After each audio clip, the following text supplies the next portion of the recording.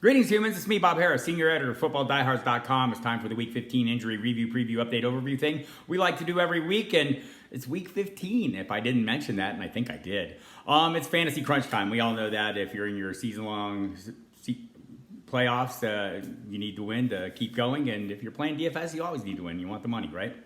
So we'll go through the injuries. There's a lot of them this week, so I'll hit them up in the usual deal, chronological order. As always, there are going to be players on here where the status changes throughout the day Saturday, so you need to watch this video, then watch the late-breaking update section of the site after that to see what you've missed out on, catch up on any changes, and of course, going into Sunday's games, I'll have inactives at each announcement in the early afternoon window, the late afternoon window, Sunday night, then Monday we'll have the inactives in the news and views section of the site. So, without further ado, we'll start with the Tampa Bay Buccaneers at Detroit. Jameis Winston has a slight fracture in the hairline fracture in the right thumb, the throwing hand. He went from not throwing Wednesday to throwing tennis balls on Thursday to throwing footballs on Friday. He's listed as questionable, but Bruce Arians has said he will play. That is the expectation going into the day. Mike Evans will not play. Injured his hamstring. Seems unlikely that we'll see him again this season. He is not on IR yet, though. So, obviously, Chris Godwin rises up in what should be a pretty good matchup. If you check the late-breaking update section of the site, I have an article out kind of outlining how the coverages might play out. But Rashad Perriman and Justin Watson, Scott Miller are all viable options, as are the tight ends there. But Godwin is the guy I would be focusing on, of course. On the other side of the ball, no Matthew Stafford, no Marvin Jones Jr. He is out on IR, done for the season. That leaves Kenny Golladay, Danny Amendola, Chris Lacy as the top three receivers. They promoted practice squad receiver this week, so they have four bodies. Bo Scarborough is listed as questionable for this game with a rib injury. That's going to be a problem. It's a really tough matchup for him. The Bucs giving up the fewest fantasy points to running backs this season, so very hard to run against them, especially with a hurt rib. We'll see if he's active. Matthew Stafford, of course, been ruled out. Stafford hopes to return this season before it's over, and Kerryon Johnson could return next week, so that'll be interesting to see. The Tennessee Titans hosting the Houston Texans. Derrick Henry is listed as questionable. He did not practice all week. He says he will play. The Titans seem optimistic he'll play. At this point, there's no reason to believe he won't, but it is a concern when a guy doesn't practice all week. Sounds like they're just maintaining it. He has played through the injury the last two games and played pretty damn well. So is Ryan Tannehill, by the way. Adam Humphries is ruled out of this game. On the other side of the ball, Will Fuller listed as questionable. He seems like this is a weekly ritual with him, but he did practice on a limited basis all week. That one will go right up until the hours leading up to kickoff, however. New England Patriots at Cincinnati. Julian Edelman and Mohamed Sanu both listed as questionable. Expect both of them to play. I'll say one thing. Edelman added a knee injury. He's been playing through a shoulder injury pretty much every single week, right? It's either been the chest or the shoulder since September, I guess, or the end of September. So he's been playing through it. He did miss one day of practice this week because of the knee, but he worked on a limited basis the last 2 days. Sanu has been playing through this lingering ankle issue for the last couple games since he missed some time. So I would expect him to play. On the other side of the ball, there is no A.J. Green. He is not yet ready to return, nor has been placed on IR. They'd like him to come back. I don't know that he will. My expectation is he's not. Will Fuller. Auden Tate was placed on IR, so that's one to watch. Opens up some room, some targets for Tyler Boyd, John Ross, Alex Erickson. It's a tough matchup against New England, though.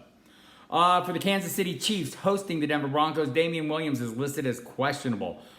He worked on a limited basis Wednesday and Thursday. They held him out Friday, I'm guessing for precautionary reasons.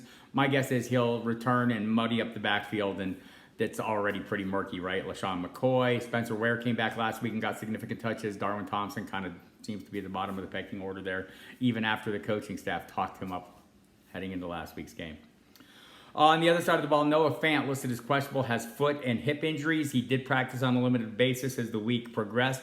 Coming off a 113-yard game, he is a big play threat, but we'll have to see if he's active before that can happen. For the Miami Dolphins at the New York Giants, Devontae Parker got paid Friday.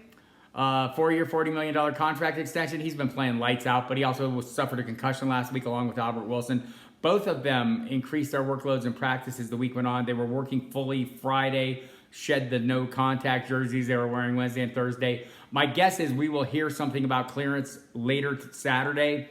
So if you're watching this video, Go back and check the main page of the site and see if anything's changed from noon Saturday on.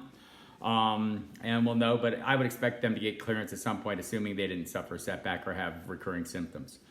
On the other side of the ball, Daniel Jones out, Evan Ingram out, Red Ellison out. Eli Manning makes another start, which turned out to not be that horrible a thing, and not that much worse than what we've seen from Daniel Jones, that's for sure, a little less mobile. On the other side of the ball, everyone should be good to go, not named Parker or Wilson. So there we're at there. And by the way, Caden Smith has stepped up pretty nicely in the absence of Ingram and Red Ellison, so that's worth noting. The Philadelphia Eagles, they ruled out on Saturday morning Jordan Howard and Nelson Aguilar. They had been questionable. Alshon Jeffrey's been placed on season-ending IR. He has a Liz Frank injury. It's going to require surgery. It's a pretty long recovery, and he's like 30 years old, so not a great deal for him. In the absence of those three, right, J.J. Arcega-Whiteside, Greg Ward are the top two wide receivers. They promoted a practice squad receiver with Rob Davis. They have a tight end, Josh Perkins, who can play wide receiver as well.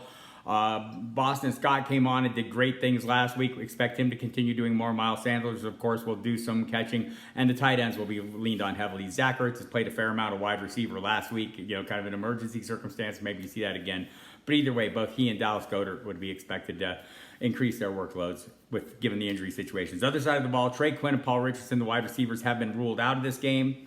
Concussion and hamstring respectively. It's been consecutive games, series of games for Richardson, a couple games for Quinn. Darius Geis is done for the season, of course. He's on IR, so I expect a heavy workload for Adrian Peterson, who is fine, has a little minor toe issue. Dwayne Haskins is fine as well, off the injury report at the end of the week. Chris Thompson could chip in as well at running back, so keep that in mind. But Adrian Peterson on track for a big workload. What he can do with it against a very tough Philadelphia run defense remains to be seen. Set your expectations accordingly, peoples. Greg Olsen for the Carolina Panthers. Just double checking. See news coming in. Greg Olsen for the Panthers has been ruled out with a concussion, second straight week. Ian Thomas looks like a great play against the Seahawks. On the other side of the ball, Rashad Penny placed on season-ending IR. Chris Carson gets a great workload and a great matchup. So looking forward to that. And also, Luke Wilson is listed as questionable, but seems very questionable to me. And Jadeveon Clowney, the defensive end, has been ruled out of this game. The Green Bay Packers hosting the Chicago Bears. Jimmy Graham is listed as questionable with a wrist injury. My expectation is he'll play, but we'll see. On the other side of the ball, Javon Wims is questionable with a knee sprain he suffered late against the Dallas Cowboys. Taylor Gabriel and Ben Broniker, the receiver and tight end, both still dealing with concussion issues, will miss another game.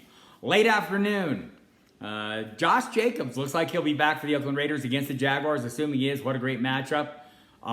He is listed as questionable. He practiced on a limited basis all week. He had an MRI early in the week that showed no more damage. He does have a fracture in the shoulder blade, but it sounds like they're not worried about him that being, made any worse by him playing. So my expectation is he'll play in a great matchup. If he doesn't, DeAndre Washington is in a great spot again to dominate the workload against the Jaguars, who, man, they're struggling. They're struggling against the run.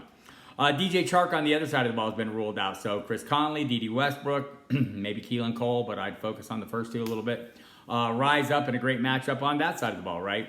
So worth noting there. For the Minnesota Vikings at Los Angeles, Adam Thielen came off the injury report. Dalvin Cook's off the injury report. Alex Madison's ruled out. Olabisi Johnson, the wide receiver who's been replacing Thielen, is questionable with a quad injury. Ideally, look, it's a pretty tough matchup, right? Adam Thielen comes back to face Casey Hayward from the Chargers. It's a tough matchup, but not unwinnable. So he will be back, and the hope is he can put in a full game. I mean, last time we saw him, it was a short trip, but he is off the injury report, and they've been nursing him back very slowly. Hopefully he can hold tough. Arizona Cardinals against the Cleveland Browns. Andy Isabella is listed as questionable. He's fallen so far down the depth chart, it doesn't matter. The targets are pretty well concentrated to three people, at least at wideout, and that would be Christian Kirk, who came off the injury report, Larry Fitzgerald, and Cooper Farrow has been playing pretty well and getting a fair amount of targets. Trent Sherfield and Keyshawn Johnson have kind of fallen off the radar too. For the Rams, at the Dallas Cowboys, Gerald Everett's out again. Tyler Higbee time, apparently. A couple 100-yard games consecutive without Everett in for Higbee. So and looks like a good play against Dallas defense. On the other side of the ball, everyone's good to go that we're worried about.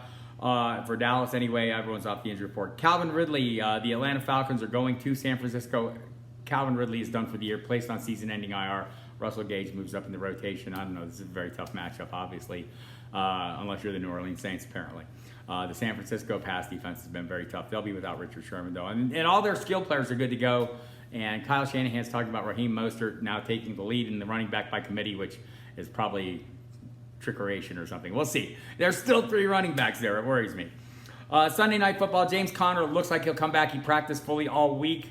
They're going to try and get him on the field. They listed him as questionable, though, even though he practiced fully. He's told teammates he needs surgery after the season, so keep that in mind. Last time we saw him against Cleveland, he only lasted, 4 plays? So that's a concern for me, but if you're in not a great situation, you got to do what you got to do. Juju Smith-Schuster appeared to suffer a setback in practice on Thursday. He's been ruled out. He said no setback, but practiced fully Wednesday, left practice early Thursday. I don't know. Walks like a setback, talks like a setback. I think it's a setback.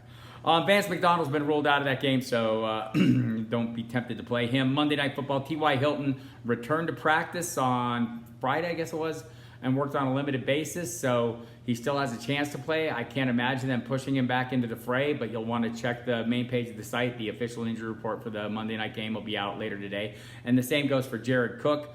He did practice fully on Friday, so seemed to be trending in the right direction, much like Parker and Wilson. Just has to get, go through the protocol and get that final clearance from an independent neurologist. And so there's that. So there you have it. Remember, again, hit the main page of the site. This video was recorded about noon on Saturday. So check all the updates after that if you listen to this, just to kind of keep up to speed. Check Sunday morning, late Saturday night, early Sunday morning. I'll have the first round of speculative updates, and then I'll have the official official active, inactive status in the 90 minutes leading up to each kickoff for all the game time decisions. Otherwise, tons of great content on the site today. Wouldn't want you to miss out on any of it. John Lobb just posted the Scholars sheet of DraftKings knowledge. Brad Cruz has his sit start. One of the top high stakes players in the world has his sit start for the Sunday games. Mike Valverde has his stock report up. Tons of DFS content from myself, Justin Lanero, Kyle Dvorak. I have stuff earlier in the week from Evan Tarciano and Matthew Sharon. So check all that out. Check out the constant flow of news updates. Check out, we've got the Football Diehards podcast, this myself and Kyle this week, and a couple live videos. Wednesday night roster build video. You can hit the site on Wednesday and get in on that, ask questions. It's Bobby Gomes, the former Millionaire Maker winner from DraftKings, and Kyle Dvorak pumping out some lineup decisions. And they'll go live Sunday morning at 9 a.m. Eastern time. So tune into that. You can check them out as they make any tweaks to their rosters and go through your roster builds or go through various roster builds. You can ask them questions as well. You can catch me on SiriusXM and the Football Diehards, SiriusXM Fantasy Sports Radio every day from 6 to 8 p.m. Eastern. You can catch me Saturday night, SiriusXM Fantasy Sports Radio, or SiriusXM NFL Radio, Channel 88. It's another channel. From 8 to 11 p.m. And then Sunday morning on the SiriusXM pregame show, you'll hear me with Jeff Mans, and we'll take you right up to kickoff. And the website will be taking you right up to kickoff. So there you have it. There's a lot of information out there, and we'll be pumping it into you in every way we can. So good luck this week. It's a big week, I know, for everyone, and hope you come out with great success. Talk to you next week.